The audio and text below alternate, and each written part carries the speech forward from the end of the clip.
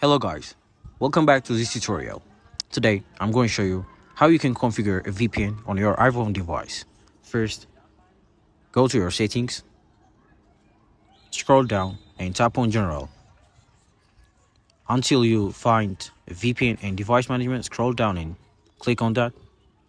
So there is no VPN listed on this device, so I'm going to configure and tap on VPN. So I have VPN configuration, and now listen to me carefully. Just straight jump to your browser and search for vpngate.net. In this section, you get very base VPN IP addresses. So I'm going to copy IP address from this website and back to settings.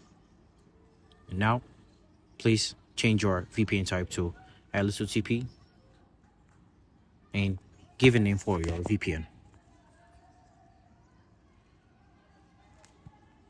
In server, paste the IP address. In account section, type on VPN. In password section, type on VPN also. And secret, type in VPN. Okay, so that's it. Now I'm going to done.